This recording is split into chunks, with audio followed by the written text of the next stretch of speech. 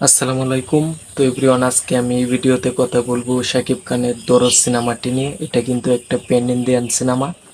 এই সিনেমা নিয়ে কিন্তু এর আগে আমি অনেক ভিডিও তৈরি করেছি, কারণ বর্তমানে এই সিনেমাটি এরকম একটা ভেজালে পড়তে যাচ্ছে, এরকম একটা সমস্যাতে পড়তে যাচ্ছে, যেটা কিন্তু অনেক বড় একটা সমস্যা। যে কারণে আজকের এই ভিডিওতে আমি ভিডিওটা নিয়ে আসছি দরদ সিনেমা নিয়ে। ইতিমধ্যে কিন্তু আজকে এরকম একটা দুঃসংবাদ শুনেছি দরদ সিনেমাটা নিয়ে, যেটা কিন্তু যেটা আসলে অনেক কষ্টদায়ক একটা বিষয়। এতদিন পরে দরদ সিনেমাটা নিয়ে এত বড় একটা দুঃসংবাদ দেওয়াটা, এটা আসলেই অনেক বড় দুঃখজনক একটা বিষয়। তো গাইস, আশা করি ভিডিওটি না টানায় দেখবেন, কারণ ভিডিওটি না টানায় দেখলে আপনারা পুরো বিষয়টা বুঝতে পারবেন। তো চলেন ভিডিওটা দেরি না করে শুরু করি। তো প্রথমে বলে রাখি যে এই দরদ সিনেমাটা নিয়ে কিন্তু অনেক বড় একটা ঝামেলা কিন্তু বর্তমানে হইতে যাচ্ছে। সেটা হচ্ছে যে ইতিমধ্যে কলকাতা থেকে কিন্তু দরদ সিনেমা কিন্তু যৌথ প্রযোজনা একটা সিনেমা। তো বাংলাদেশ থেকেও একটা প্রযোজনা সংস্থা আছেন, এবং অ্যাকশন কাট এন্টারটেনমেন্ট বাংলাদেশ থেকে আপনারা জানেন দরদ সিনেমাটা প্রযোজনা করেছেন, এবং কলকাতা থেকে কিন্তু, তো গাইস, কলকাতা থেকে কিন্তু প্রযোজনা করেছেন এসকে মুভিজ, আপনারা জানেন। তো এসকে মুভিজ কিন্তু চাইতেছেন যে পূজাতে কিন্তু দরদ সিনেমাটা মুক্তি দেওয়ার জন্য তারা, এসকে মুভিজ কিন্তু চাইতেছেন যে পূজাতে দরদ সিনেমাটি মুক্তি দেওয়ার জন্য। এদিকে অন্য মামুন কিন্তু তার যে প্রযোজনা সংস্থা আছে অ্যাকশন কাট এন্টারটেনমেন্ট, সেখান থেকে কিন্তু তারা চাইতেছেন না যে পূজাতে দরদ সিনেমাটি মুক্তি দেওয়ার জন্য। তো এটাই কিন্তু সবচেয়ে বড় ঝামেলার বিষয়।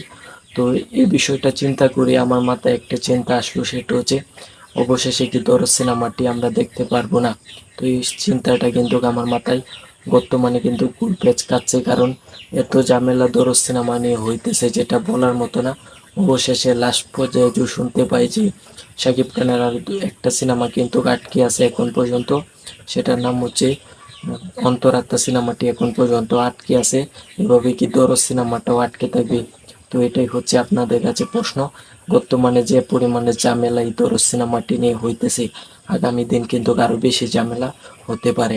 তো গেছে, আমার কথা এটা না, আমার কথা হচ্ছে একটা পেন ইন্ডিয়ান সিনেমা যৌথ প্রযোজনায় যদি নির্মাণ করে, তাহলে সেটা নিয়ে কতটা ঝামেলা হয় সেটা আপনারা এবার দেখেন। তো ঝামেলা না থাকলে হয়তো বা অনন্য মোহন ভাই আরো অনেক আগে কিন্তু এই সিনেমাটা মুক্তি দিয়ে দিত, কিন্তু ঝামেলার জন্য কিন্তু এখন পর্যন্ত এই সিনেমাটা মুক্তি পায় নাই, বা আগামী দিনও পাবে কিনা এটা সন্দেহ আছে।